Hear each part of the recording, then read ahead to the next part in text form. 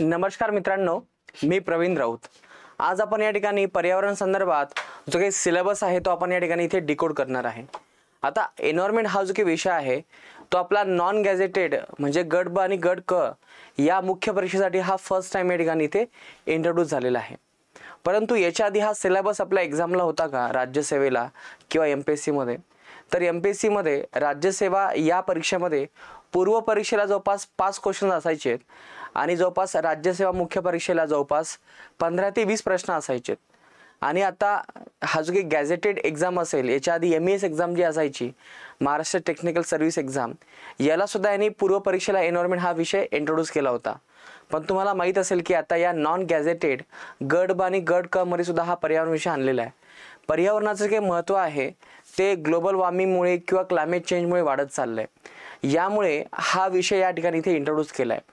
तर मित्रांनो, 2013 मध्ये सुप्रीम कोर्टने असा आदेश दिला होता की जे काही शालेय शिक्षण असेल किंवा कॉलेजचं शिक्षण असेल, डिग्री शिक्षण असेल, या सगळ्यांना एन्व्हायरमेंट हा विषय असावा। एवढंच नाही मित्रांनो, जेव्हा तुम्ही डिग्री घेत असता तेव्हा सुद्धा तुम्हाला एन्व्हायरमेंट हा पेपर तुम्हाला द्यायचा असतो डिग्री मिळवण्यासाठी। तर हे एन्व्हायरमेंटचं महत्त्व लक्षात घेता आपल्या या नॉन गॅझेटेडमध्ये सुद्धा हा विषय या ठिकाणी इथे इंट्रोड्यूस झालेला आहे। मग आता हा विषय खूप अवघड आहे की खूप सोपा आहे, एक्झॅक्टली याची प्रिपरेशन कशी असावी, तर या संदर्भात इथे आपण संपूर्ण या ठिकाणी इथे अंडरस्टँडिंग इथे बघणार आहोत। तर मित्रांनो, हा जो काही सिलेबस आहे हा आपला मुख्य परीक्षेचा सिलेबस आहे, नॉन गॅझेटेड गट ब आणि गट क चा मुख्य सिलेबस। तर हा मुख्य सिलेबस जेव्हा इथे यांनी सांगितला तर तेव्हा या भूगोलमध्येच यांनी इथे सब सेक्शन दिलेला आहे। तर हा सब सेक्शन आहे पर्यावरण आणि वरती आहे आपला भारताचा व महाराष्ट्राचा भूगोल। माझा इथे बरेच जणांना प्रश्न पडला असेल की सर याच्यावरती प्रश्न असतात तर किती? तर मित्रांनो, नॉर्मली जर विचार केला तर राज्यसेवा पूर्व परीक्षेमध्ये हा तुम्हाला एन्व्हायरमेंट हा विषय आहे, तर पूर्व परीक्षेला जवळपास याच्यावरती 5 प्रश्न विचारला जातात। आणि मुख्य परीक्षा जर विचार केला या ठिकाणी तर जवळपास 20 ते 15 प्रश्न या ठिकाणी इथे विचारले जातात। पण ही कोणती परीक्षा आहे? राज्यसेवा। मग आता याच्या अँगलनी जर आपण इथे जर विचार केला तर हा सेम जो काही सिलेबस आहे याच्या आधीच्या एमईएस एक्झामला होता। एमईएसच्या आतापर्यंत 2 परीक्षा झाल्यात। हा सेम सिलेबस जेव्हा होता तर तेव्हा त्यांनी जवळपास 2 ते 3 प्रश्न या ठिकाणी इथे विचारलेले आहेत। म्हणजे नॉर्मली अपेक्षा होती 5 प्रश्नाची, कारण की सिलेबस मोठा होता, पण इथे यांनी 2 ते 3 प्रश्न विचारलेत। आणि जर आपण या ठिकाणी जर बघितला, हा एमईएसचा सिलेबस आहे म्हणजे मागच्या याचा, जो आयोगाने या ठिकाणी इथे ॲज इट इज घेतलेला आहे। तर जवळपास ह्या 6 पॉईंट्समध्ये हा तुमचा सिलेबस या ठिकाणी इथे डिवाइड होतो। मानवी विकास व पर्यावरण, पर्यावरणपूरक विकास, नैसर्गिक साधन संपत्ती संधारण, वनसंधारण, नंतर आहे प्रदूषण आणि पर्यावरणीय आपत्ती, आंतरराष्ट्रीय संघटना आणि या संदर्भात असणारे भारताचे किंवा देशाचे प्रयत्न। तर यामध्ये मित्रांनो हा सिलेबस जो आहे, हा सिलेबस असताना 2 ते 3 प्रश्न एमईएसच्या एक्झामला यायचे। मग आता या संदर्भात आता आपण जो काही नवीन सिलेबस ॲड केला तर ह्या परीक्षेला प्रश्न किती येण्याची अपेक्षा आहे? माझ्या मते कमीत कमी 2 तरी प्रश्न असतील आणि जास्तीत जास्त 5 तरी प्रश्न असतील। कारण की या ठिकाणी जिओग्राफीला कदाचित ते 10 प्रश्न देतील आणि पर्यावरणाला हे 5 प्रश्न देतील, असा माझा केवळ हा अंदाज आहे। पण मित्रांनो, आपल्याला अंदाजापेक्षा सर्वात महत्त्वाचं हे आहे की तुम्हाला हा जो काही कंटेंट आहे तो पूर्ण करायचा आहे। की हा जो काही कंटेंट आहे पर्यावरणाचा, हा प्रामुख्याने तुम्हाला 6 पार्टमध्ये डिवाइड होतो। मग नंतर मार्क्स किती पण येऊ द्या, किती क्वेश्चन्स येऊ द्या, 2 असतील किंवा 5 असतील, परंतु हा संपूर्ण जो काही सिलेबस आहे याच्यावरती तुम्हाला अतिशय सोप्या पद्धतीने क्वेश्चन्स येतात। खूप काही डीपमध्ये सिलेबस हा जात नाही आहे, वरवरच्या गोष्टी तुम्हाला इथे फक्त समजून घ्यायच्या आहेत। जेव्हा तुम्ही मानव विकास आणि पर्यावरण समजून घेता तर याच्यामध्ये पर्यावरणाचा अर्थ काय आहे, पर्यावरणामध्ये इकोसिस्टम हा शब्द कुठून आला आहे, इकोलॉजी हा शब्द काय आहे, फूड चेन फूड वेब काय आहे, त्याच्यानंतर न्यूट्रिएंट सायकल कशा प्रकारे रन होते, इकोलॉजिकल पिरामिड काय आहे, या सगळ्यांच्या बेसिक कन्सेप्ट तुम्हाला या ठिकाणी इथे विचारलेले आहेत। दुसरा टॉपिक हा पर्यावरणपूरक विकास आहे, ज्याच्यामध्ये तुम्हाला सस्टेनेबल डेव्हलपमेंट शब्द माहीत असण्याची गरज आहे। जसे की ब्रूटलँडमध्ये सस्टेनेबल डेव्हलपमेंट याची डेफिनेशन सांगितली, अवर कॉमन फ्युचर हा तो एक रिपोर्ट होता। मग त्या संदर्भात भारताने एसडीजी गोल कोणते ठेवलेले आहे, एसडीजी म्हणजे काय, या संदर्भात मला इथे बेसिक प्रश्न या ठिकाणी इथे येणं अपेक्षित आहे। त्याच्यानंतर आपलं in Situ ex situ conservation म्हणजे काय, नॅशनल पार्क म्हणजे काय, वाईल्ड लाईफ सँच्युरीज म्हणजे काय, बायोस्फिअर रिझर्व, भारतामध्ये जे काही वेटलँड्स आहेत त्याची संख्या कोणती आहेत, हे संदर्भात इथे तुम्हाला इथे टॉपिक कवर होतो. अतिशय सोपा आणि बेसिक पार्ट आहे. त्याच्यानंतर असणारे वेगळ्या प्रकारचे प्रदूषण, जसं की ग्रीन हाऊस गॅस इमिशन काय आहे, त्याच्यानंतर त्याचा ग्लोबल वॉर्मिंग इम्पॅक्ट कसा होतो, त्याचं प्रपोर्शन कोणतं आहे, आणि प्रदूषण म्हणजे कोणतं असेल, ॲसिड रेन म्हणजे काय, पोल्युशन वॉटर पोल्युशन काय आहे, या संदर्भात तुम्हाला इथे प्रश्न येण्याची अपेक्षा आहे. आंतरराष्ट्रीय संघटनेमध्ये कोणकोणत्या प्रश्न येऊ शकतात, तर एक आहे तुमचा IUCN, international union for conservation of the nature. त्याच्यानंतर याच्यामध्ये तुम्हाला UNEP वरती प्रश्न विचारला जातो. त्याच्यानंतर यावर्षी तुम्हाला IPCC वरती प्रश्न विचारला जाईल, कारण की यावर्षी सध्या हा रिपोर्ट सध्या गाजलेला आहे. त्याच्यामध्ये पर्यावरण संवर्धनात असलेले राज्य आणि राष्ट्राचे प्रयत्न, म्हणजे महाराष्ट्र पर्यावरण संदर्भात कोणकोणत्या पॉलिसीज तयार करतो याच्यावरती आपल्याला प्रश्न येऊ शकतो. जसं की भारताने सध्या कार्बन नेट न्यूट्रलिटी याचा टार्गेट 2070 ठेवलेला आहे, तर महाराष्ट्राने किती ठेवलेला आहे 2050. तुम्हाला असा प्रश्न येऊ शकतो की महाराष्ट्राने कार्बन नेट न्यूट्रलिटीचं टार्गेट किती ठेवलेलं आहे, कधीपर्यंत ठेवलंय, ते असेल 2050. मग आपल्या भारताचे कोणकोणते प्रोग्राम्स आहेत, जसं की आपले भारताचे वेगवेगळ्या प्रकारचे ऍक्ट आहेत, जसं की 1972चा वन्यजीव संवर्धन कायदा, 1974चा पाणी प्रदूषण कायदा, 1980चा वन संवर्धन कायदा, 1981चा हवा प्रदूषण कायदा. अशा प्रकारचे जे काही कायदे आहेत याच्यामध्ये समाविष्ट आहेत. जे काही प्रकल्प आहेत ते याच्यामध्ये समाविष्ट आहेत. तुम्हाला माहिती असेल की आपण नुकतंच चित्ते भारतामध्ये आणलेले आहेत, तर यावरती तुम्हाला असा प्रश्न येऊ शकतो की चित्ता जो काही प्रकल्प आहे तो आपण महाराष्ट्रामध्ये किंवा भारतामध्ये कोणत्या ठिकाणी राबवतो. तर तुम्हाला माहीत असेल मध्य प्रदेशमध्ये जे काही कुनो राष्ट्रीय उद्यान आहे या ठिकाणी आपण हे चित्ते ठेवलेले आहेत. मग तुम्हाला असाही प्रश्न विचारला जाऊ शकतो की हे चित्ते कोणत्या राज्यामध्ये आपण सध्या ठेवण्यात आले आहेत, तर कुनो राष्ट्रीय उद्यान कुठे आहे, तर मध्य प्रदेशमध्ये. तर ज्या काही बेसिक गोष्टी आहेत पर्यावरणाच्या, ज्या सोप्या सोप्या गोष्टी तुम्हाला इथे लक्षात येतात, या ठिकाणी तुम्हाला इथे अभ्यास करायचा आहे. हा विषय खूप काही अवघड नाही आहे, परंतु जर चांगली तयारी केली असेल तर यामध्ये तुम्हाला पैकीच्या पैकी मार्क्स मिळू शकतात. तर पर्यावरण या विषयामध्ये अंदाजानुसार जास्तीत जास्त तुम्हाला 5 प्रश्न येतील आणि कमीत कमी तुम्हाला या ठिकाणी 2 प्रश्न येतील. आता हे 2 प्रश्न किंवा 5 प्रश्न हे खूप अवघड नसणार आहे, सिलेबसच्या अँगलने या ठिकाणी ते होऊ शकतात. जर प्रामाणिकपणे ठरवलं की याचा अभ्यास करायचा, हार्डली 2 की 1 दिवसामध्ये याचा अभ्यास होऊ शकतो. तर आपण या ठिकाणी इथे जाणून घ्यात की पर्यावरण हा विषय काय आहे. आता जेव्हा तुम्ही राज्यसेवा पूर्व परीक्षा जेव्हा बघता, तर राज्यसेवा पूर्व परीक्षेमध्ये काही तुम्हाला खूप काही एक्सप्लेनेशन दिलं नाहीये, केवळ 3च टॉपिक सांगितलेत, परिस्थितिकीय, जैवविविधता आणि या ठिकाणी हवामान बदल. परंतु तसं आपल्याला MAच्या एक्झाममध्ये सांगितलं नाहीये किंवा आपल्या या नॉन गॅझेटेडमध्ये तसं सांगितलं नाही. तर यांनी पूर्णतः या ठिकाणी एक एक पॉईंट्स या ठिकाणी इथे विश्लेषण दिले. तर मित्रांनो, या ठिकाणी हे आपलं वेटेज आहे पूर्व परीक्षेचं आणि मुख्य परीक्षेचं. आता हा सगळा जो काही सिलेबस आहे आपला, तो कुठून कव्हर होऊ शकतो, तुम्हाला कोणता रेफरन्स वापरायला हवा. तर मित्रांनो, माझ्यामध्ये तुम्हाला 11वी आणि 12वीचं जे काही स्टेट बोर्ड आहे एवढं जरी वाचलं तरी सफिशियंट आहे. जर तुम्हाला जास्त एफर्ट घ्यायचे असतील तर यामध्ये तुम्हाला जे काही PYQ आहेत आयोगाचे, जे तुम्हाला राज्यसेवेला आलेत किंवा मुख्य परीक्षेला आले असतील, तर ते सगळे एकदा PYQ चांगले व्यवस्थित बघा, म्हणजे जेणेकरून तुमचे बरोबर येण्याचे मार्क्स हे वाढतील.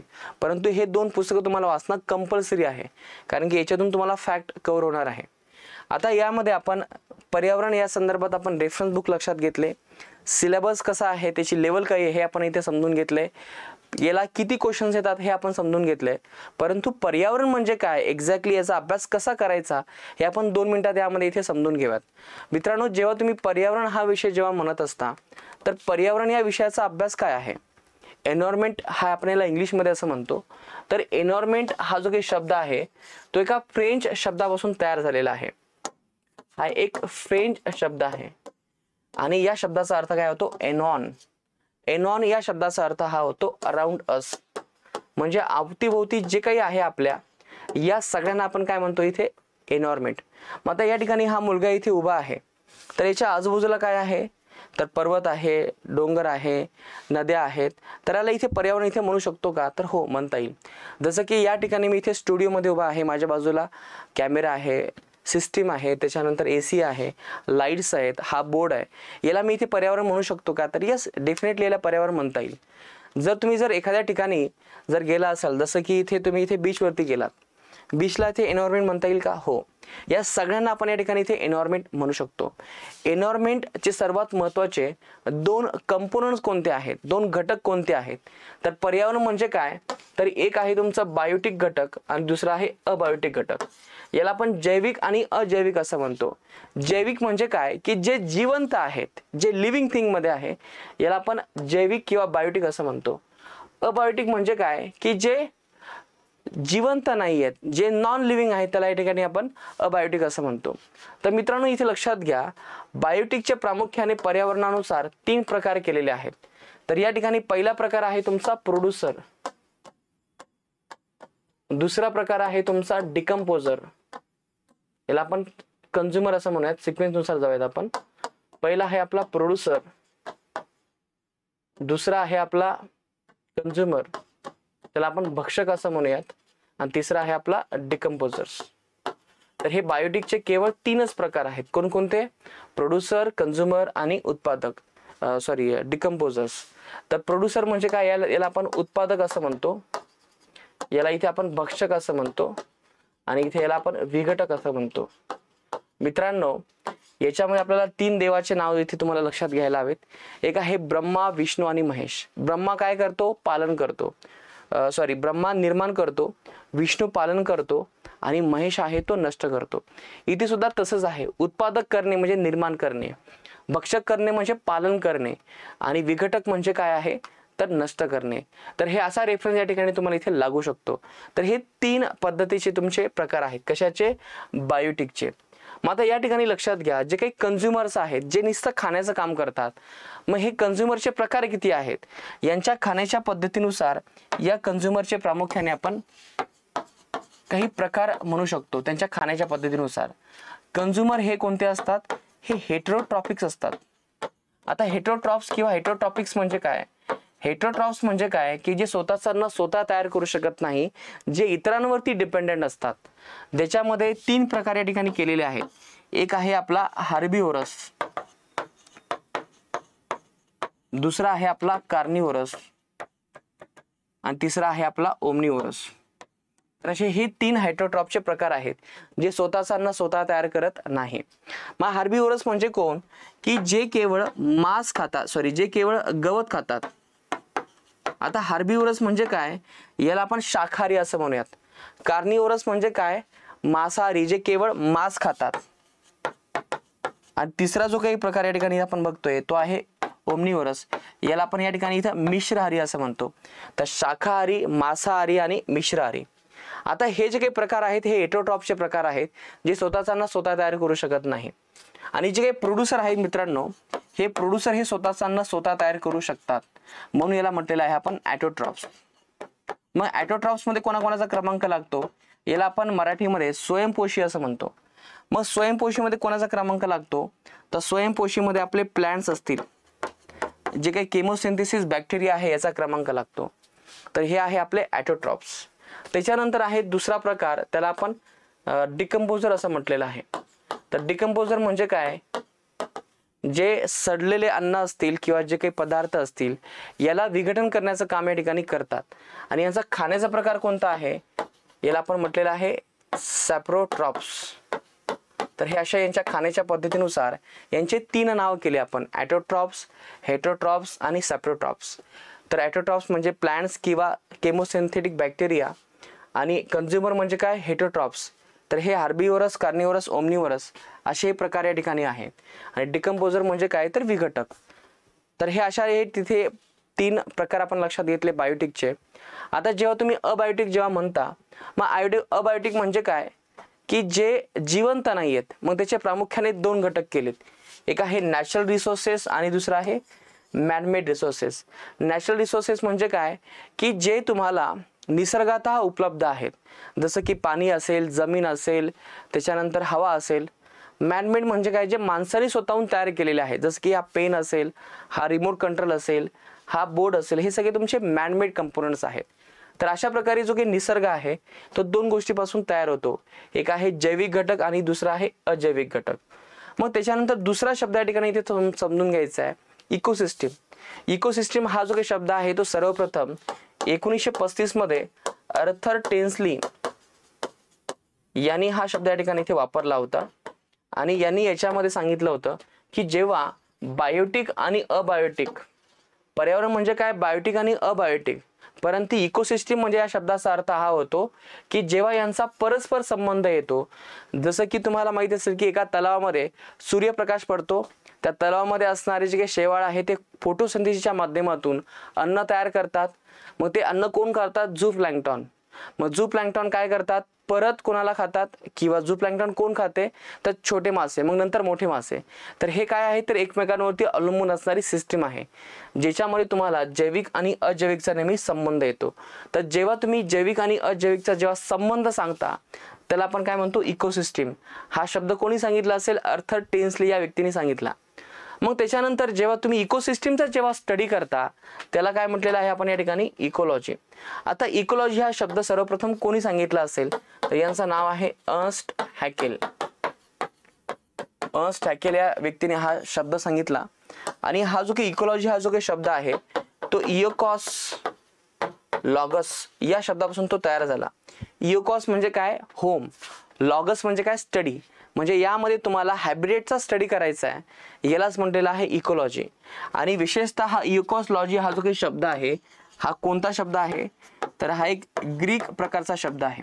तर मित्रांनो, याच्या आधी तुम्हाला प्रश्न आला की इकोलॉजी हा कुठून शब्द डिराईव्ह झालेला आहे, तर हा कुठून आला असेल, ग्रीक शब्द. याचा अर्थ हा होतो स्टडी ऑफ द होम. बघा, आतापर्यंत आपण पर्यावरण हा शब्द लक्षात घेतला. पर्यावरण म्हणजे काय की जैविक आणि अजैविक घटक. इकोसिस्टीम म्हणजे काय, जेव्हा त्यांचा संबंध प्रस्थापित होतो त्याला म्हटलं आपण इकोसिस्टीम. आणि जेव्हा या संबंधाचा जेव्हा आपण स्टडी करतो त्याला म्हटलेलं आहे इकोलॉजी. तर अशा ह्या 3 कन्सेप्ट तुम्हाला या ठिकाणी मी सांगितल्यात, जो तुमच्या पर्यावरणाच्या खूपच बेसिक कन्सेप्ट आहेत. तर मित्रांनो, अशा प्रकारे आपण इथे एन्व्हायरमेंट समजून घेतलाय. आणि आपल्या नेक्स्ट लेक्चरमध्ये आपण हळूहळू याच्यामध्ये आपण जे काही सेक्शन या ठिकाणी इथे बघितलेत, मानव विकास, पर्यावरण, पर्यावरणपूरक विकास, तर एक एक घटक जे आहे त्याच्यावरती आपण हळूहळू यूट्यूबवरती चर्चा करणार आहोत. तर आज आपण इथे थांबूयात. हा सेशन तुम्हाला कसा वाटला हे आम्हाला नक्की कळवा, कारण की यामध्ये आपण सिलेबस डिकोडिंग बघितलं. येणाऱ्या कालावधीमध्ये आपण आणखी याच्यामध्ये डीप ॲनालिसिस ते करणार आहोत. तर मित्रांनो, आज आपण इथे थांबूयात. धन्यवाद.